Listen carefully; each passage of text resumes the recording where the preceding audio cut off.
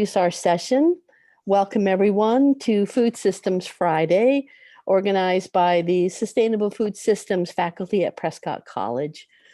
My name is Wendy Sue Harper. I am an associate faculty member in the Masters of Science in Sustainable Food Systems program, which is an online program that seeks to support students and their efforts to build more sustainable food systems in their own communities. We also launched the Food Systems Friday to support all of you and your communities as you work to transform food systems. The Food Systems Friday series focuses on policies, practices, and people who can show us and help us learn about models of sustainable food systems and communities, such as our guests today, Drs. Rattan Lal and Fred Magdoff. They will be speaking on the topic of sustainable soil management for a sustainable food system in celebration of World Soils Day, which is tomorrow. After the new year, we will be airing starting on January 22nd on food sovereignty with Sherilyn Yazi of Coffee Pot Farm and Nina Sehovec of the Ajo Center for Sustainable Agriculture in Arizona. We will air 1 hour earlier, or 1 hour later. If you register for the webinar, you will receive details for the next webinar in your inbox. You are all welcome to keep an eye out also on the Food System Friday website too, and Barbara's going to put the link in the chat. And I would like to introduce my colleague, Dr. Barbara Gimmel-Heron, who will be supporting us today by managing the chat to make questions available and make sure you get your answers and make sure everything goes smoothly. I want to discuss a little bit about Zoom protocol before we start. And so before I hand the mic over to Dr. Laus and Magdoff, I do wish to let you know that this webinar is being recorded. We make this webinar available free via our website for folks who are unable to attend. So please understand that when you participate in the chat, you are agreeing to allow Prescott College the option to capture what you've expressed or the resources you've shared to distribute as part of this webinar series. We really do appreciate the ability to do this for those who cannot be with us in real time and will want to watch this webinar later. The chat is really a great community building space, and I invite you to say hello, introduce yourself, let us know where you are. Feel free to say a few words about why you registered for the webinar today, and you may share email contacts with each other if you feel comfortable with that. Please also enter questions you'd like addressed, and we'll do our best to leave space for answering them. I now invite all of you to celebrate soils with Dr. Lau and Dr. Magdoff so we can continue to transform food systems for the long-term provision of healthy food for all of us as a human right. To introduce soils today, I have two quotes. The first is, "To forget how to dig the earth and to tend the soil is to forget ourselves." That is Mahatma Gandhi, Indian lawyer, anti-colonial nationalist, and nonviolent political ethicist. And the second one, "Each time one of us touches the soil of this land, we feel a sense of personal renewal." That is Nelson Mandela, South African anti-apartheid revolutionary, political leader, philanthropist, and president. Soil is literally the foundation of the food system. The FAO estimates that 95% of our food is grown on soil. If we want to have healthy people and healthy animals, we need to grow healthy plants. And to grow healthy plants, we need healthy soils. In celebration of December 5th, World Soils Day, this Food System Friday session focuses on the importance of soil to humanity, problems in managing soils to be healthy and resilient. Our speakers today each have spent a lifetime working on issues related to developing healthy soils, ecological approaches to management, and how soil management can help our planet. We have asked Dr. Rattan Lal to speak on the importance of Soils to Humanity and the Global Problem of Soil Degradation. Dr. Fred Magdoff will follow with a presentation on ecological ways to manage soils for improving and maintaining healthy soils for resilience. Welcome to Fred and Rattan, and Barbara is going to put their bios in the chat shortly. Dr. Rattan, you may start if you would like to share your presentation. Thank you.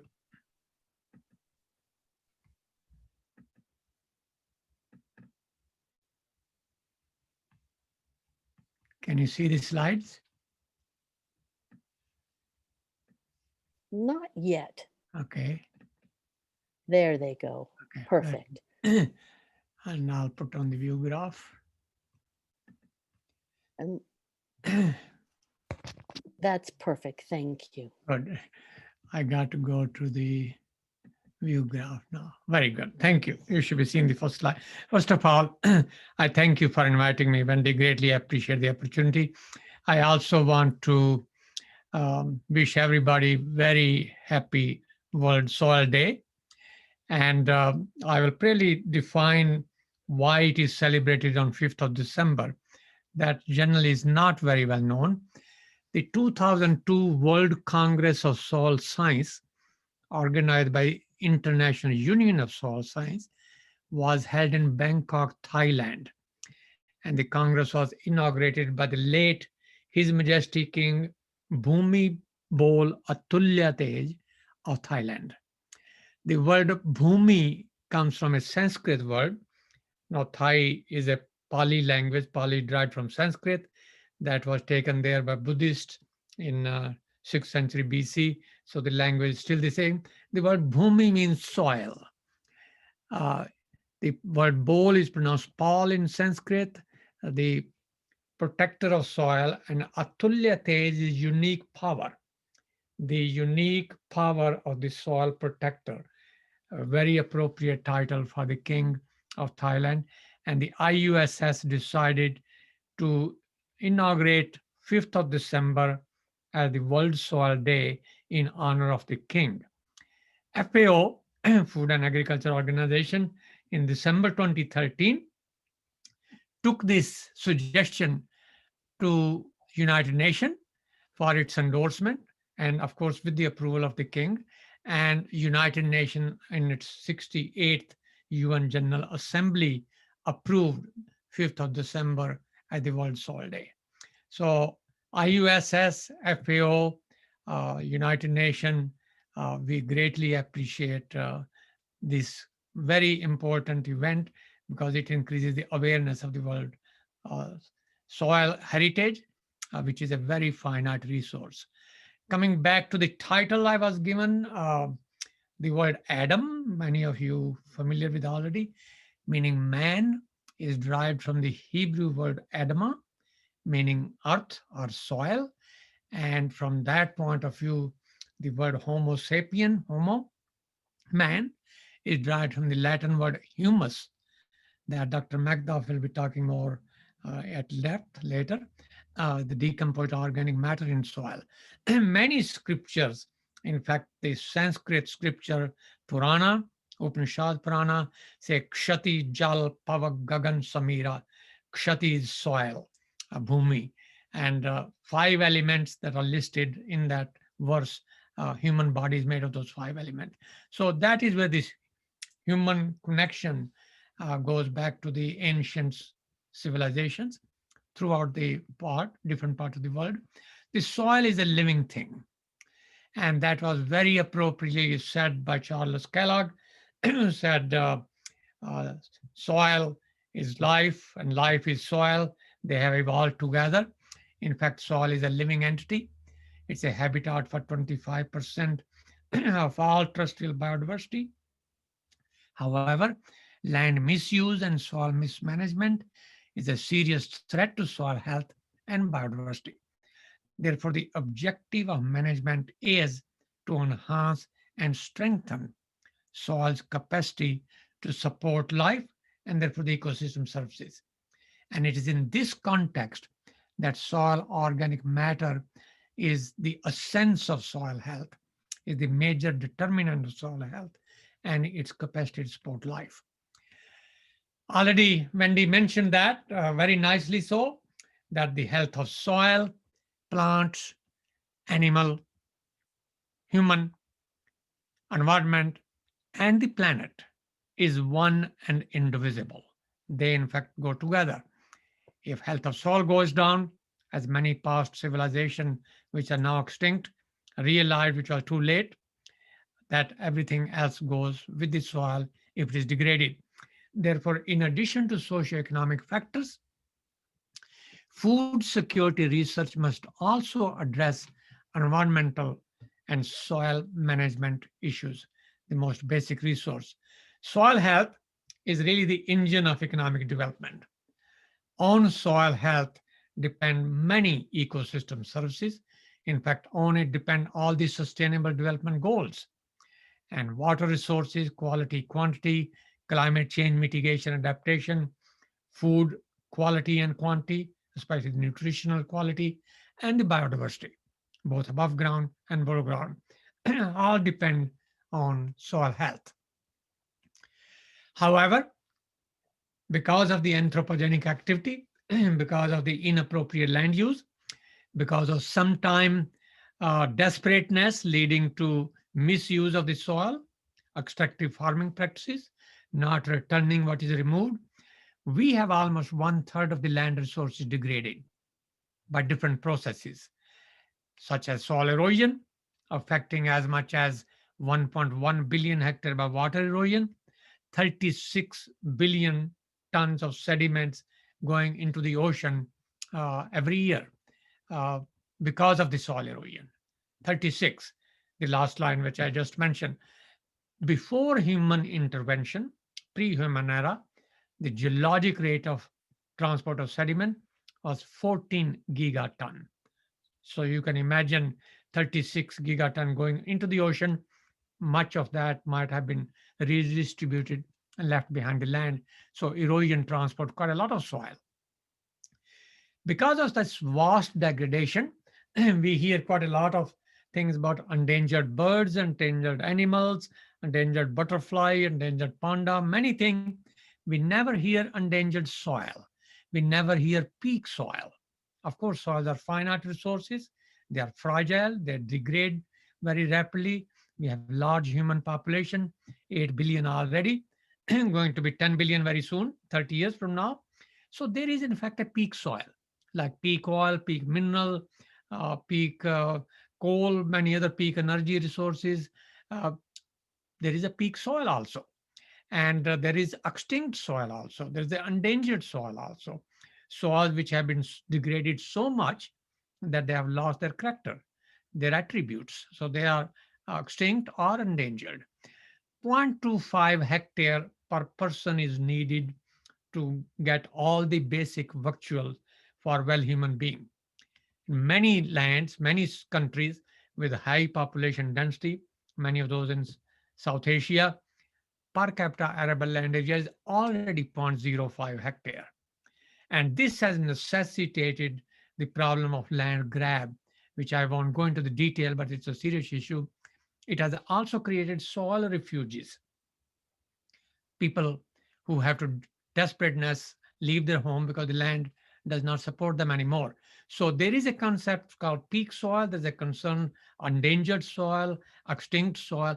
For example, the peat soils in Ohio and many other cities, states where they are being used, they are endangered soil because they are being depleted every year. We cultivate them. When soil degrades, by misuse and mismanagement, soil loses its organic matter content. It leads to decline in soil structure. That leads to decline in soil resilience, its capacity to bounce back when the stress is even gone. That leads to decline in ecosystem services, many of them essential to human. That leads to soil loss of biodiversity and disruption in key processes. And that leads to many issues with hunger, malnutrition, political unrest, civil strife, war and insecurity. 80 million refugees last year, many of them knocking at the door of Europe via Mediterranean.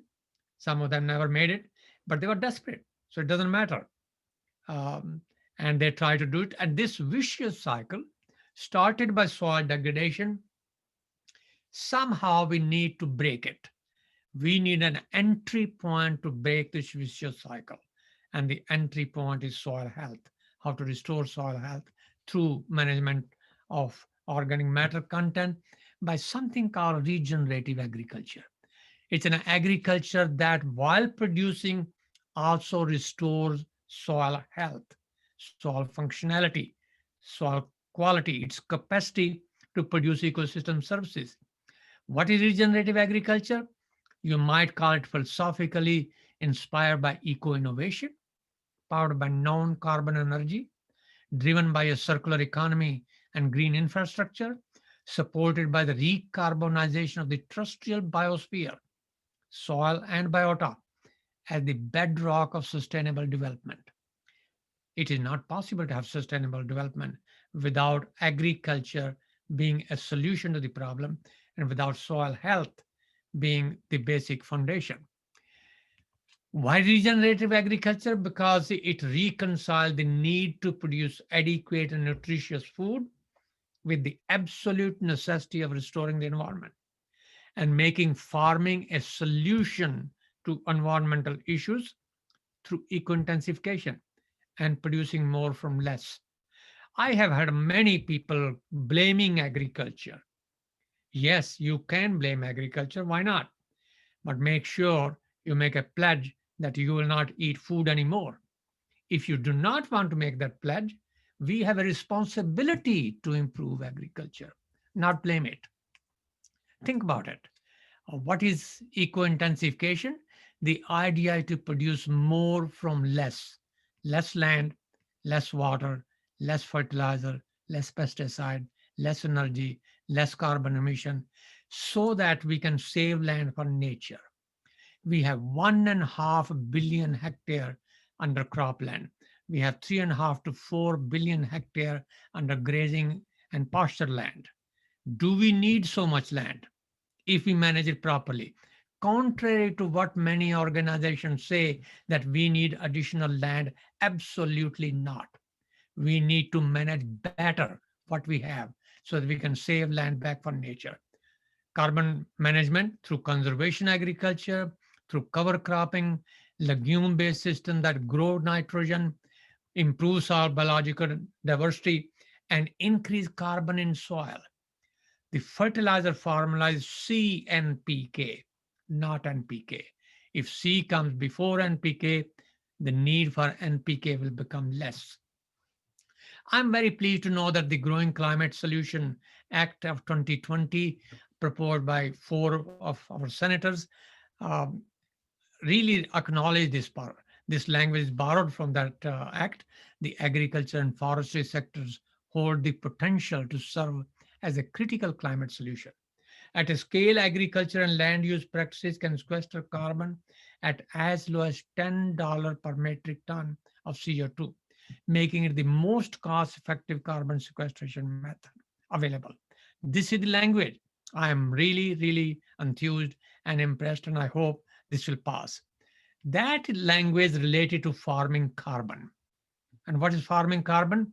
Growing soil carbon as a farm commodity like corn, soybean, meat, milk, cheese, etc., that can also be sold, traded, bought, and create another income stream for farmers.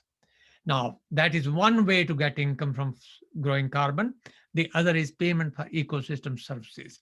So either way, for payment basis on ecosystem services, there are many people who have calculated the cost of carbon, organic matter in soil. I calculate on the basis of the inherent value, $130 per ton of C. That is $35 per ton of CO2. And that if farmer sequesters half a ton per hectare, $65 or $26 per acre. If a farmer sequesters 1/3 of a ton, $43 per hectare, $17.50 per acre. Where should it come from? It should actually come from the consumers. So if you want to eat good food, good quality food, nutritious food without ruining the environment, society should be willing to pay for it. To expect farmers to do without payment, do not expect it. It really will not happen. If we did this, here is an example, and I want to especially take your attention to the land area. We now cultivate 700 million hectare under cereals alone. In many places, including South Asia, Sub-Saharan Africa, the yields can be easily doubled, tripled. In Africa, it could be quadrupled. Even when I was working there 40, 50 years ago, I could still produce more than 5 times what national average was.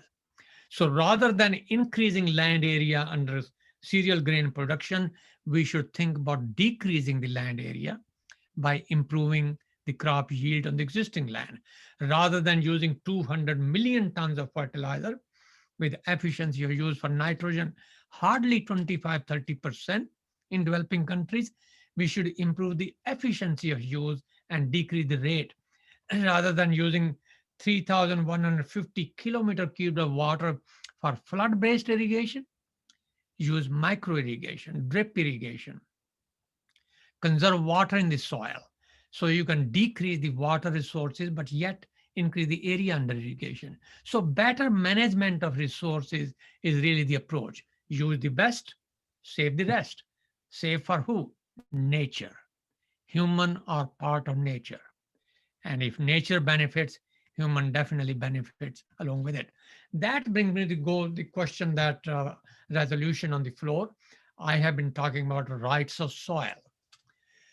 Just as universal rights of human, rights of animals, there must also be rights of soil and rights of nature. At the essence of all life, soils have a right to be protected, restored, thrive, and managed judiciously. Simply because you own it does not mean you can destroy it. It is a living entity. No living entity can be destroyed even by its owner. This is why I think it's just the right time that EPA's 2 existing laws, Healthy Air Act or Clean Air Act or Clean Water Act, must also be supported by Healthy Soil Act or Soil Quality Act. It is those 3 together that will restore and improve the environment. I do not think it's ever possible to have clean water and clean air if you do not have healthy soil. If you don't believe it, talk to people in Toledo who had no drinking water because of the algal bloom a few years back for 4 consecutive days. And this requires governance. This requires policy. This requires translating science into action so that we can make agriculture a solution to the environment through better soil health. Thank you for the opportunity to talk to you. Thank you so much, Dr. Lau. We really appreciate your presentation. Fred, we'd like to have you go next. Okay. Yes. It's a pleasure to be here today, and I just enjoyed Rattan Lal's talk, and I will be following up on some of the issues that he raised. What I'm going to talk about is really the whole issue of building healthy soils, that we know how to do it. The actual practices that I'll be talking about need to be customized for particular places and locations, but the general approach is well known and can be applied throughout the world. And what we're talking about really is building healthy soils is a preventive approach. You're trying to really enhance the capability of the soil through management to function as a place where plants can grow in a healthy manner. And it's in contradiction, if you will, to the current way that people basically farm in agriculture, which is a reactive approach. You see a problem and you react to it. There's too little, you don't have enough nitrogen, so you put nitrogen fertilizer on. Or there's not enough water, your soils don't hold enough water, so you irrigate more frequently. So building healthy soils is really all about habitat restoration and improvement. Just like you know about above ground habitat restoration with regard to forests or prairies or riparian zones, this really is, that is, building soil health, is habitat restoration within the soil. And so let me start a slide presentation with that. And if I get it right, we'll get this right. And I'll start it up. Okay, so what I'd like to talk about are some of the techniques and the background about how to build healthy soils. And I want to start with the issue of the significance of soil organic matter. And Rattan Lal mentioned this, but you can't mention it enough. It improves all soil properties, the biological, the chemical, and the physical. And if you don't mind, I'm going to read a short quotation from 3 scientists from over 100 years ago, one of whom actually lived in the house for a period of time, the house in which I'm speaking right now. They wrote a bulletin in 1908 in which they were trying to explain why the soils in Vermont had become worn out. And they said, they talked about soil organic matter. Once extolled as the essential soil ingredient, the bright particular star in the firmament of the plant grower, it fell like Lucifer when the agricultural chemists of the second quarter of the last century, of course that's referring to the 19th century, demonstrated the aerial origin of the major parts of the plant structure. So what they were saying was that soil organic matter depletion was the problem with Vermont soils. This was in 1908. So it does improve all soil properties. It helps retain nutrients. It helps with the forming of aggregates and stability of the aggregates. It helps with maintaining biological diversity in the soil. And so it is of critical importance to soil health. It's really the heart of the story, but it's not the only part. And as Rattan Lal mentioned, soil organic matter is carbon. Of course, we are carbon-based. All the residues of agriculture are carbon-based. And so the residue in the soil is carbon. And we normally refer to it as soil organic matter, but it is carbon. It's about a little over half carbon is the concentration in the soil organic matter. And we know how to build organic matter in the soil.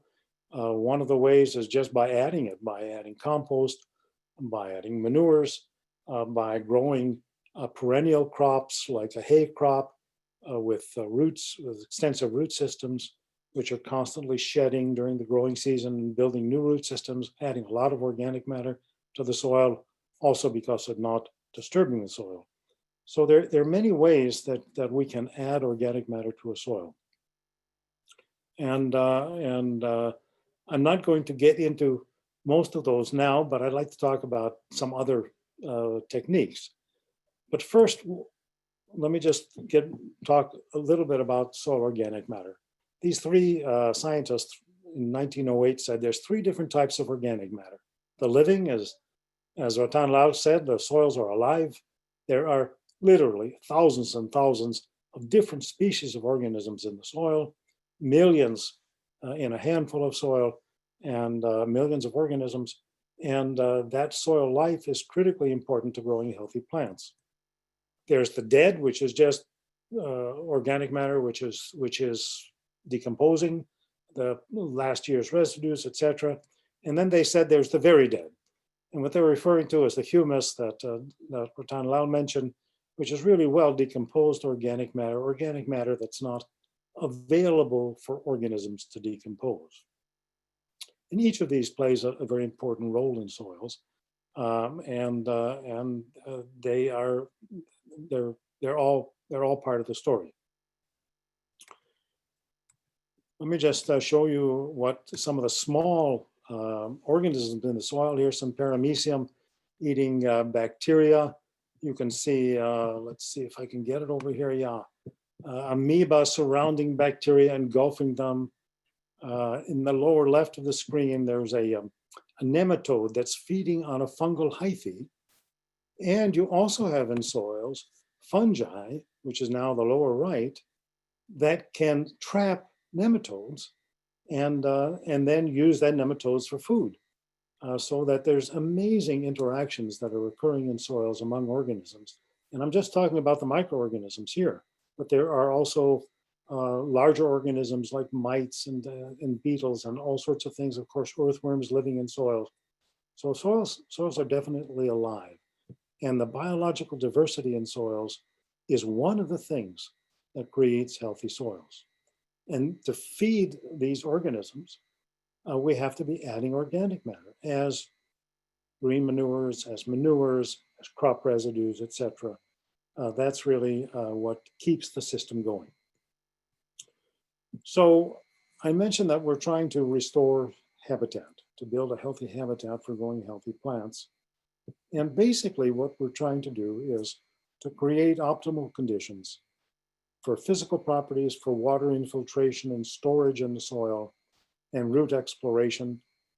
By the way, water infiltration is a big issue now. Well, it's always been a big issue. I'll show you some slides. But as we have more intense rainfall, the issue is how quickly water can get into the soil and not run off the surface of the soil is very important. And then how much can be stored in a particular soil is extremely important as well, because then it supplies the plant until the next rainfall occurs. And then we want to have a good physical structure in the soil for roots to be able to explore and get what they need. And then there's the chemical, the sufficient nutrients for plants to grow in the right pH range, the right degree of acidity for the crops that you're growing. And then what we want from a healthy soil is enhancement of beneficial organisms and suppression of potential plant pests. So these are the three, shall we say, overarching goals of this type of an approach to soil health, to trying to restore a healthy habitat in the soil.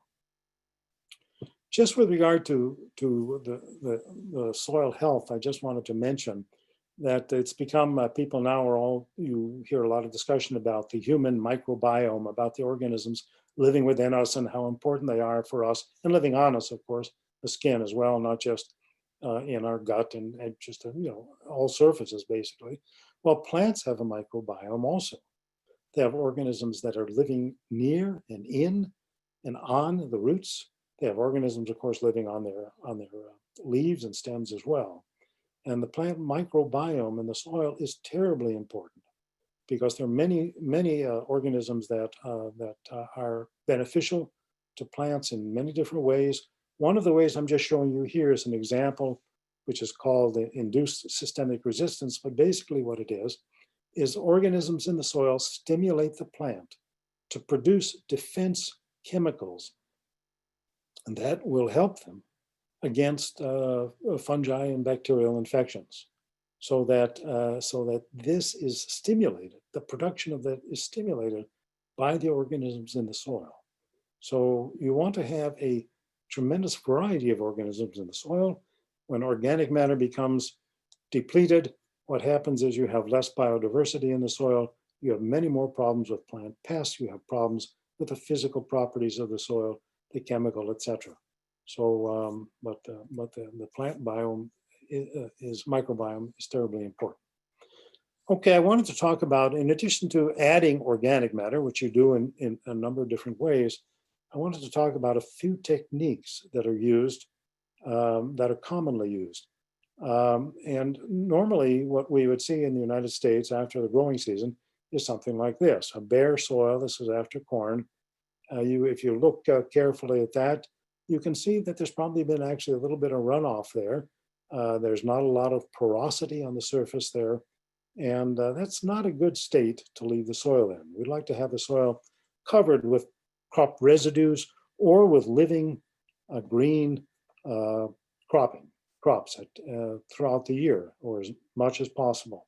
And cover crops are crops that are grown in the off season when you're not growing your main crop. And it helps to hold on to the soil. There are cover crops that are leguminous, so can add nitrogen. There are many, many different cover crops to choose from.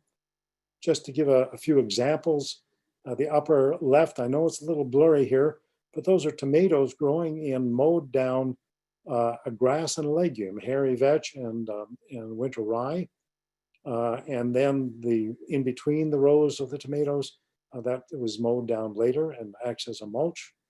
On the upper right, that's a cover crop that's going to be grazed, a mixture of species that's going to be grazed by animals in a mixed grazing crop livestock operation.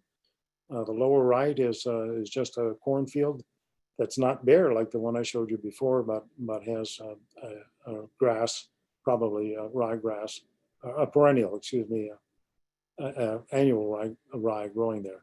On the left is a cover crop that a lot of folks are interested in. It's a forage radish that has humongous roots. It sort of drills holes in the soil. It dies back in the winter in the north, leaves the soil pretty weed free, and it really helps if you have a compaction problem. So there are many different cover crops to choose from, and many farmers are using mixes of cover crops. These add organic matter. These, well, they have many benefits, as I'll show you in a second. You take a look at this, it's almost overwhelming. And I said, well, really, do I want to put this slide on today or not? But the point of it is that cover crops have many beneficial effects. They not only add organic matter because you're adding biomass to the soil. If you're growing a legume, you're adding nitrogen. They increase soil aggregation. I'm now looking at the lower right, lower left, decrease soil compaction. They attract beneficial insects, etc., etc., etc. Reduce erosion, suppress nematodes if you choose the right ones. Not all cover crops do that. Suppress weeds. Cover crops are a very powerful tool in ecological soil management or building healthy soils because of the multitude of effects that they can have on the soil and the health of the soil. Another technique is to reduce the tillage. The upper left here is just a slide of a traditional moldboard plow that inverts the soil. The lower right is harrow, soil being harrowed. It really breaks up the aggregates, destroys the soil structure, and creates conditions which in some cases can lead to a tremendous amount of runoff. Now, this is an example of what happens to a plowed soil. This is in the Palouse region of the northwest of the United States, the wheat growing area, in the winter time. And if you look at this soil, you can see to me, it looks like icing on a cake, but there's no pores. There's nowhere when it rains for the water to go except runoff. And so you have tremendous amounts of sediments going with the water because the water, as it's running over the field, takes sediment with it. Rattan Lal mentioned this, how huge the magnitude of sediment loss is from soils around the world. This soil should have been in a cover crop. It really should. It should not be left bare like this to crust on the surface and then become impermeable to water infiltration. There are many techniques for reducing soil tillage. This is just one which shows a number of things because it shows a cover crop which is being suppressed by just going over it with this implement. And then right behind the tractor is a planter. And so it's being planted, as they say nowadays, green. You're planting green. You're planting into green material. That will die. The green material will turn brown or yellowish, and the plants will develop. And you have,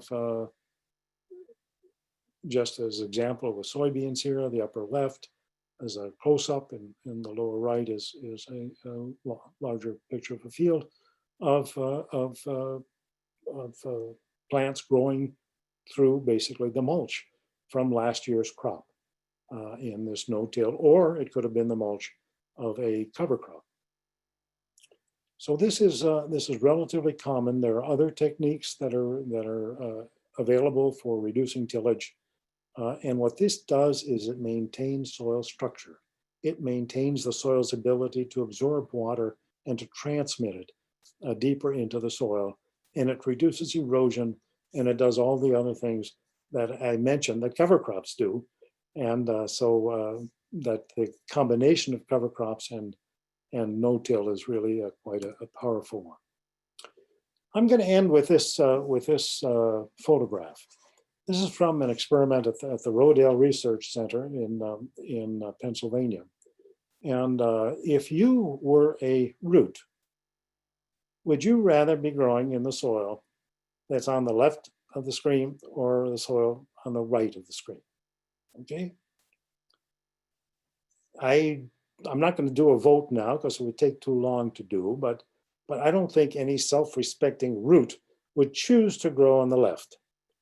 And you can see that that's compacted versus the one on the right, which has, you can just visually see the porosity of it, and that it's a darker color brown. And those are the same soil that had been managed differently at that time for about 15 to 20 years. The soil on the left was managed just as normal, conventional corn, soybean rotation, which is very common in the Midwest. And the soil on the right really had a period of time in a legume sod where it was like a hay crop, and then also grew grains and also used manure. It was simulating an animal-based system and a rotation, and you can see the difference there. And one of the ways this expresses itself is that in dry years, that soil on the right holds much more water. And that's one of the things about organic matter. And one of the things about reducing tillage is that the soils will hold more water and will let plants get through drought in much better condition than if they're growing in that compacted soil, low in organic matter on the left of the screen.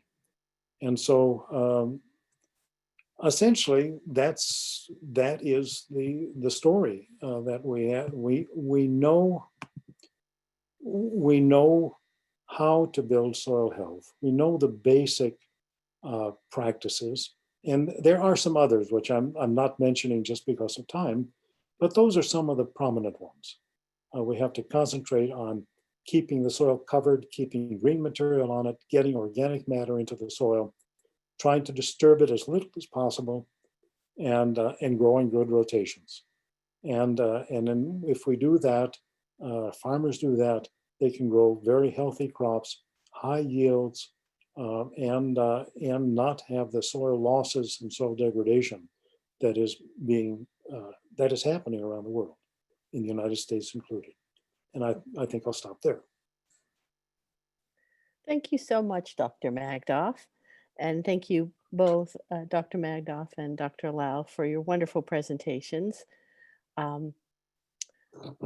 We're waiting for some questions to come into the chat. And I will say that we've got kudos to both of you. Dr. Lal, what amazing solution. Thank you for being so proactive. And Dr. Magdoff, there's someone who's been reading your book and really appreciates the learning and has learned so much, and all grateful for your work and wisdom. So we do have one question. So I'll ask this to both of you. And that is, okay, how do you fix the soil on the left? And that was in Fred's last slide. And basically, you do what they do on the right. It was a better rotation. It included a crop that was not disturbed for a number of years, a hay crop, where the whole soil is covered. You know what it looks like, a sod, like a grass sod, but this is a hay crop. And they were applying manure, and those are very powerful combinations. That's essentially what to do. So my point is, we know how to do it. It's an issue of doing it. And Dr. Lau, do you have anything you'd like to add? I think Fred explained it very nicely. The question is, how do you make sure that the farmers are willing to do what scientific community advises them to do? And that is where I was suggesting perhaps providing them incentives, payment for ecosystem services. Uh, if they are not aware of that soil structure is a good thing to have through organic matter content, then perhaps communication extension services would be another option. Um, so somewhere either talk to them or pay them for ecosystem services so that they are encouraged to do it. That could be one of the several options available. Thank you so much. Well, the questions are now pouring in, and we're going to work our way through those. We're going to start with a question that says, here in California, we may be heading into another drought, and we are now legally obliged to formulate sustainable groundwater management plans. How does soil management enter into groundwater recharge and adaptation to drought? And Dr. Lau, why don't you start with this one? Thank you. As Dr. Magdoff said, good soil structure is very critical to improving water infiltration rate and water storage in the soil. So that is the key to at least improve the water retention in the soil. So, A, prevent loss by runoff, B, decrease evaporation loss, C, retain more water in the soil. Water can be three types. Green water, which is the water plants can absorb, and that's what we are calling about water storage in the soil. Runoff water going into the rivers and streams, it would be the blue water. And we want to somehow convert that blue water into green water. And there's a third type of water, which is gray water, contaminated by industry and human use. Sometimes human contaminated water is called black water, but gray black water. So somewhere we should learn how to recycle gray and black water back into the soil. And there is a fourth type of water, and that is virtual water, the water which is contained in the agricultural produce. And sometimes we try to export and we do not realize that we are also exporting water with it. So judicious management of precipitation, keep it where it falls, is the best option. And Fred, would you like to follow up with anything else? Well, just a couple of comments. Rattan mentioned during his talk also, this is not a soil health issue directly, but there are irrigation techniques like drip irrigation, which use quite a bit less water than some of the flood irrigation, which I think is still maybe used in parts of California, or sprinkler irrigation. So that is a different is a way of saving water. The other thing is, of course, some crops use more water than others, but a lot of water needs to be used to grow food. That's all there is to it. It takes about 400 to 600 pounds is what I used to tell students to grow a pound of dry matter food, and or a plant. And if you're talking about food, it could be up to 1,000 or more than that pounds of water to grow a pound of grain, let's say. So there's a lot of water used in agriculture, and so we have to use it very efficiently, and storing as much as we can in soil, not having it run off, so that you don't need to irrigate as frequently, is one of the key things. Thank you, Fred. Here's another question. In the next 10 years, what do you think is the most important research into soil that needs to be done? Also, what is the best way to overcome societal and social impediments to adaptations of smart soil practices?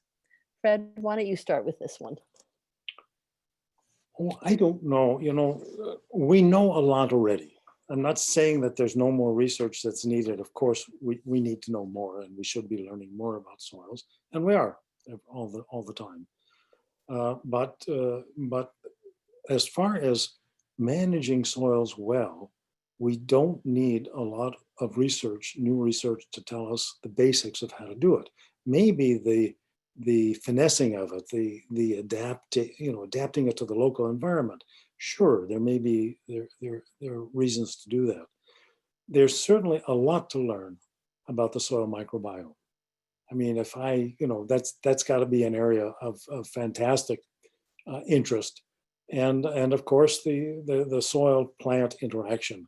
That is the microbial plant interaction, and that is an area I think of great interest, potential interest for research. What was the other part of the question, Wendy? So there was another part. Oh, what's the best way to overcome societal and social impediments to the adaptation of smart soil practices? Well, Rattan mentioned both, education, which is happening, by the way. There are good extension programs in many states. I can't speak for all of them, through the extension system. And there is a lot of interest among farmers about soil health, and that is wonderful to see. And it's wonderful to know that it's happening. So some of that is happening. The other aspect that he mentioned was to actually pay farmers for storing carbon, or you can pay them for ecosystem services. So there'll be less runoff from their fields. There'll be less sediments leaving. There'll be less phosphorus in Lake Champlain, let's say, and so more carbon in the soil. And so there's a possibility for paying farmers to do that instead of paying them just to grow the crop. Or now a lot of the payments are coming through the insurance system. But yes, they can be paid for good practices. If you're going to pay them anyway, why not just do it, for doing right by the earth, shall we say, by doing it so that we improve the ecosystem itself. And Dr. Lau, would you like to weigh in on this question? Very briefly, I think Fred has explained most things very nicely. One part is there are known 8.7 million species on the earth, known. There are many probably we don't know. Humans are only one of those 8.7 million, and we use 40% of the total productivity. So somewhere we have to not waste things. For example, we produce 3 billion tons of grains, and estimatedly 1 billion tons do not reach any stomach, human or cattle. So food wastage is one thing, mindset we should make sure we do not do that. And in that regard, humans are culprit and victims both. So understanding that part and not taking food and soil and natural resources for granted is very critical part of changing the mindset through education. I would like to mention policy part. I brought up the issue of soil right. I think politically our policy should be pro-farmer so that we empower farmers to be able to manage soil resources better, and they should be pro-nature. And anything which is not pro-farmer and pro-nature, we should think again. The other part which we have not discussed today is mega cities. We have 28 mega cities already in the world. A mega city is a city of 10 million people or more, bigger. Mexico, New York, Rio, New Delhi, Tokyo, so forth. There are going to be 83 mega cities by the end of the century. And a mega city of 10 million requires 6,000 tons of food a day. All those nutrients coming into the city are a liability and they do not get back. So somewhere we have to learn how to recycle, especially nutrients which are in short supply and we can't manufacture them, such as phosphorus. And there are many others. So we have to think about recycling urban waste so that we can grow 20-30% of the food within the city limits by recycling. Thank you very much. So here's another question, and I'm going to ask Dr. Lau to weigh in on this one first. And it says, based on the idea of paying farmers for carbon they sequester, do you believe it is better to pay farmers in advance based on estimates for adopting better practices, or to pay farmers after the fact by taking exact measurements of what was sequestered? I think we should, the typical example many people ask, is there another precedent? Well, the precedent was CRP, Conservation Reserve Program. We had terrible sedimentation problem in Mississippi, anoxia, or the dead zone in the Gulf of Mexico. So what we did was demarcate 40 million acre, 16 million hectare, what we call highly erodible land. Leave it aside, do not plow, do not cultivate. We will pay you. So we were checking who are the farmers doing what we had said they should do, and then the government paid them. I think we could do the same thing.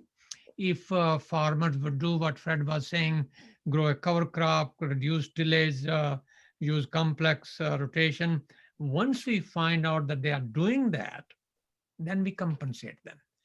And I think labeling the food may be as another way to do that. If the food label right now says so much sodium, so much carbohydrate, so much HDL, if food says what was the carbon footprint to produce a snack bar, or a kilogram of rice, or a pound of beef or mutton, that would be another way. The lower the carbon footprint or environmental footprint, better should the farming price be. Thank you so much. And Fred, would you like to weigh in? As a matter of fact, I don't want to weigh in on that, but I want to bring up something that Rattan mentioned in the previous question on the issue of recycling or cycling of nutrients. And this is a major societal issue, which is not understood by most people. As he described, the nutrients leave the farm, they go to the cities, and they do not return. And so tremendous amounts of fertilizer are used to compensate for that. And then we also have the divorcing of the animals from some of the animals from the land that grows their feed. So you have animals raised in these factory farms where the feed is brought in from somewhere else. There's a lot of manure that they have to get rid of. They usually don't do it in an environmentally sound way. And then where the crops were grown, they've got to buy fertilizer to put on their fields. So we need to have systems where nutrients truly cycle. They don't just flow from here to the city, from the farm to the city, from the farm to the factory farm, from the crop farm to the factory farm, and don't flow back. Okay, so there needs to be a cycling. One of the problems is what happens in cities is that you have the mixture of human waste with all sorts of other wastes. And people dump all sorts of things down the drain. Industries still dump all sorts of things down the drain.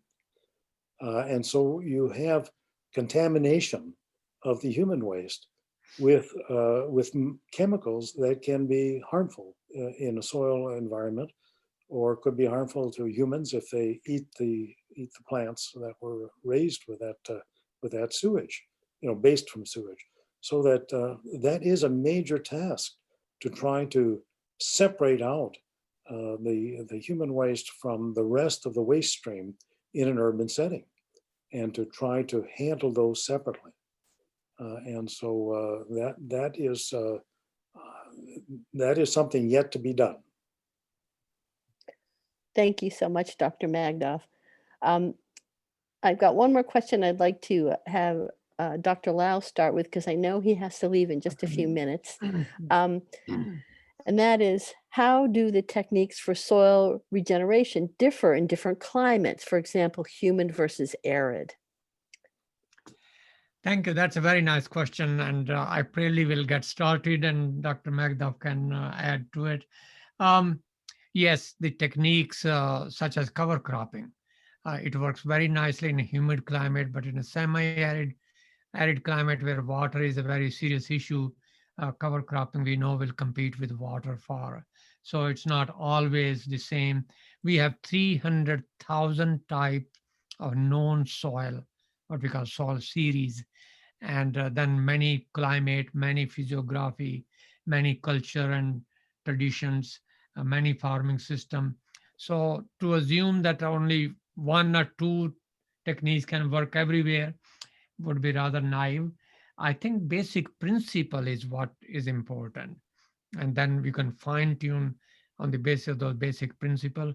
And Dr. Magda mentioned some of the keep the ground cover always, either by cover crop or by crop residue.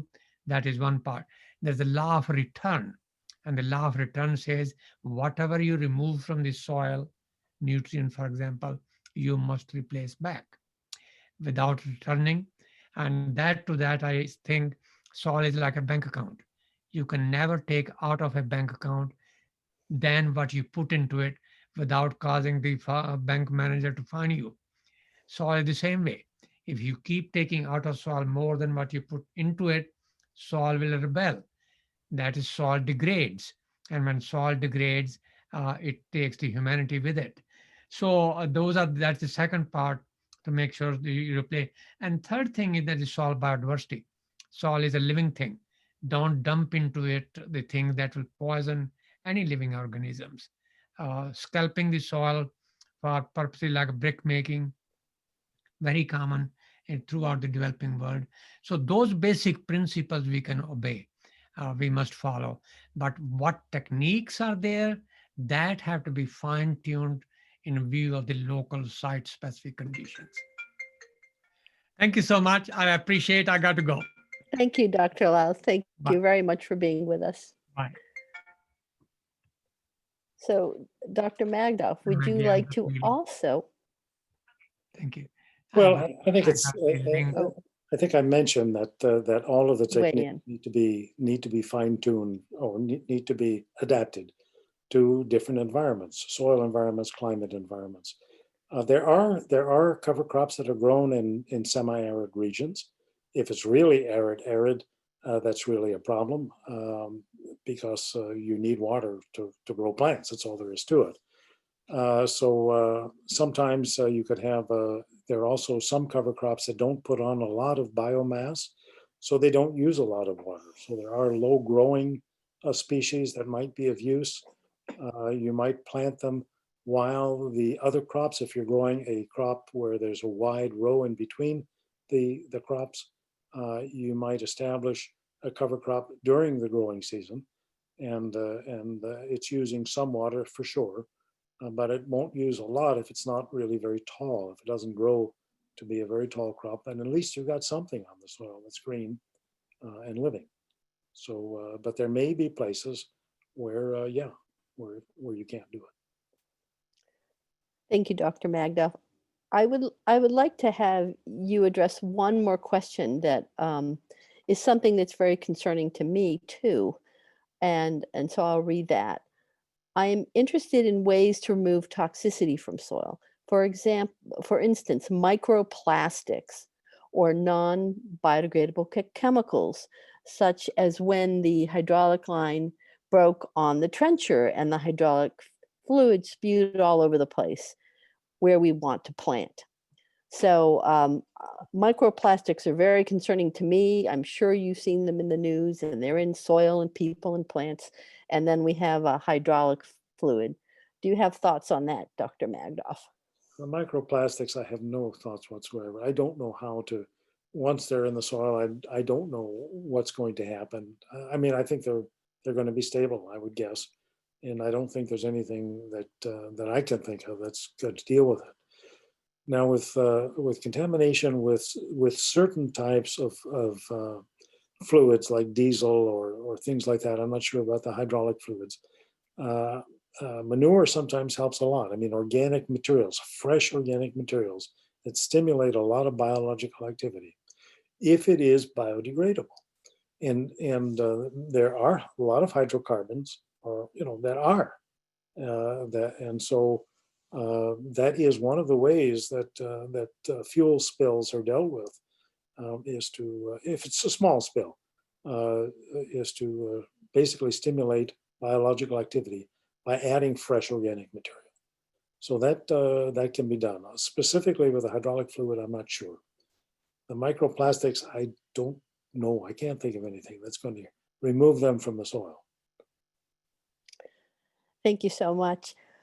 So there's one more question I'd like to ask of you, Fred. It's about compost. And this person did composting in place and had some problems with uh, earwigs and sow-bags eating seedlings, and thought, well, maybe finished compost would be better. And the question is, you know, given that compost in place is a valid approach, what should have been done differently? So I'd love you to address composting in place, like doing sheet composting that Ruth Stout used to do, composting right in the garden. And, is there a way to do it so you don't have pest problems? Well, the question is, if it's so-called sheet composting, it's not real composting in my terminology. So I think if you really build a compost pile where it really heats up to like 130 degrees inside the pile, I mean, it gets very hot inside the pile. That's what you want. That's what you want for all sorts of reasons. That's really true composting. Now you can, I wouldn't do it inside a garden just because I wouldn't take up the space to do it inside the garden. I'd rather have it just outside the garden.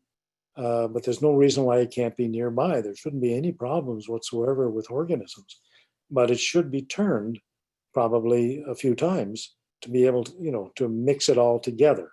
But make sure that it's got the right combination of organic materials and the right moisture content so that it really heats up. If it dries down too much, it's not going to heat. If it gets too wet, you don't get enough oxygen in there. So it's somewhat of a balance, but there should not be any problems with that if you're doing that kind of composting, a real compost pile inside a garden. Like I said, I wouldn't do it, but there's no reason why you couldn't set aside a part of your garden to have a compost pile. But like I said, I think it should be large enough so that you can develop the high temperatures. You can get that activity going so that you can get up to 130, 140 degrees Fahrenheit, and then you kill weed seeds. It's really it does a lot. It does a lot, and at the end, when you're done with it, you really have, at least for some period of time, disease suppression capability of the compost if you've made good compost. And so that's another reason to try to build a pile rather than what's called sheet composting, which to me is a different story. It's really letting decomposition occur under relatively ambient temperatures, and I don't think it's the preferred way to do it. So I think you've answered another question about how that kind of composting differs from knocking down the cover crop because of the disease suppression you get and some of the other things you mentioned. Fred, do you have any parting thoughts you want to share with us? Well, not really. Well, I can come up with something. I think the point is that both Rattan and I mentioned is that we know the basics of how to do this. It's not esoteric. It's not. It is something that basically every farmer and gardener, by the way, can do to one extent or another, and we have to start thinking of soil as habitat, which I think most people don't, and say, okay, how can we make this a really, basically improve it to the point where you are going to have a healthy plant and a healthy soil from the point of view of being able to, do everything the soil needs to do to keep that plant healthy. And so, it's not very difficult. There are farmers who are doing it. It's a question of trying certain things, and the best farmers are always trying new techniques, trying to modify this, modify that. They're trying new cover crops, trying new rotations. They're doing different practices and seeing what works on their farm. And I think that's critical. Farmers should be experimenting. just and some of the most interesting ideas actually end up coming from farmers. They come to researchers who say, "My God, that's interesting." I mean, like, let me just give you an example, if you don't mind, Wendy Sue. A lot of organic farmers said, we don't have the same type of pests, that you find on conventional farms.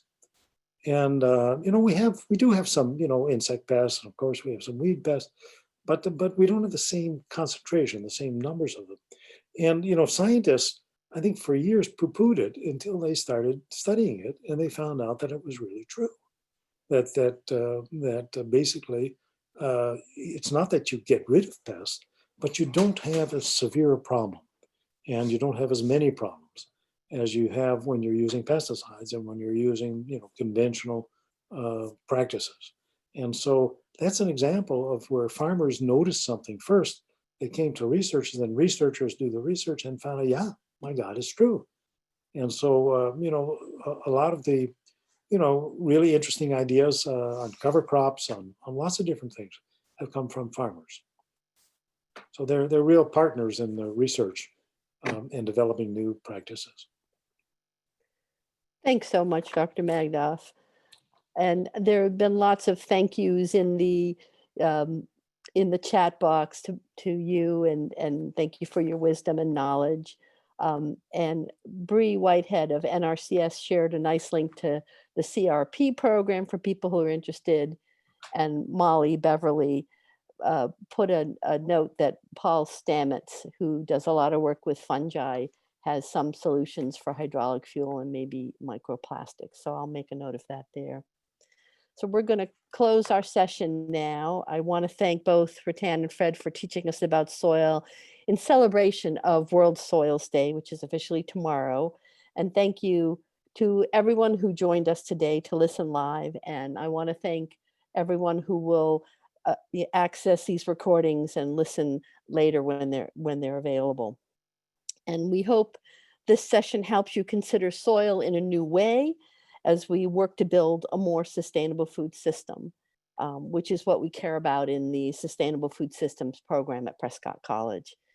Please be reminded that our next airing is in the new year and will be on January 22nd, 1 hour later, with the topic of food sovereignty. And if you registered for this webinar, you will receive details for the next webinar in your inbox. And a link to the podcast recording that we did today will be distributed via the mailing list, and is also will be on the Food Systems Friday webpage, which Barbara put in the chat box already. Thank you so much for everyone for coming, and happy Soils Day, and be well. So, Carla.